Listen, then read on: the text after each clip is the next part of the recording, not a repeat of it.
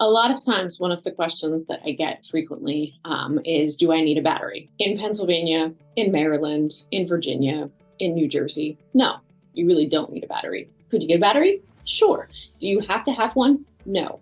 But a lot of the reason that people ask me that question is because they assume that at night you're going to be charged for whatever it is that you're pulling in, or in the winter you're going to have this charge because you're obviously going to produce more in the summer, and clearly it's going to, most of your production's happening, well, all of your production is happening during the day, daylight hours. You're really not getting production at midnight because it's dark outside.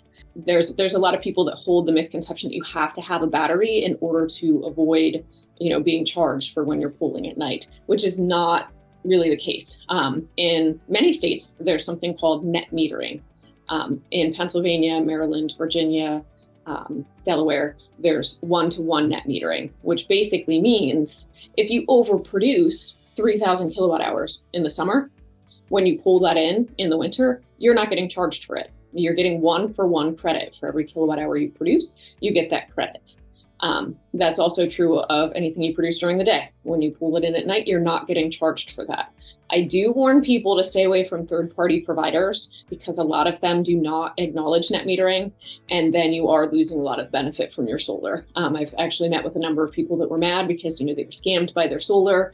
Things weren't working out the way they wanted it to, and it was because they didn't cancel their third party, so they lost net metering, which is essentially one of your biggest benefits of having solar.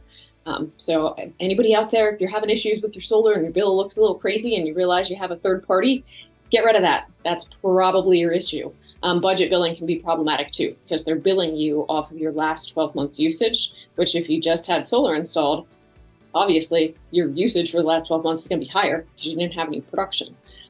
So canceling budget billing is also really helpful too.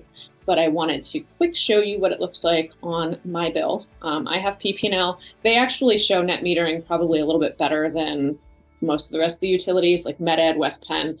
They can be a little bit clunkier to read, but it's still the same process. It's just not quite as aesthetically pleasing. Same with Pico. So PP&L, they put right here what they delivered to me. So they gave me 1,033 kilowatt hours of electricity. They received 1,194, which means I produced more than I used. So I have a negative net, which means they're going to add that to my bank because I made more electricity than I used from them.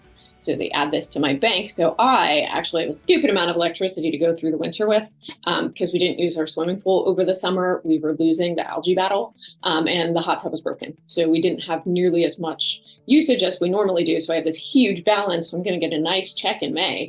And as they keep raising this price to compare, my check in May just gets better from me just not using as much as I did when I sized out my system. So I'm always a little proud of myself when that happens, even if it means, something's broken.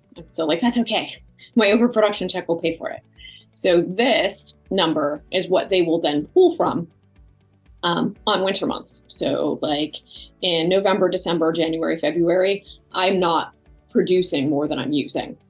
I'm using more from the grid than what my solar is producing. So they pull from that bank.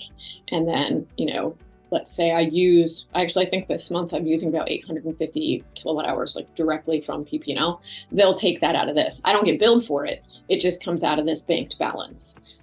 So net metering is the beautiful, wonderful thing that allows you to avoid buying very expensive batteries.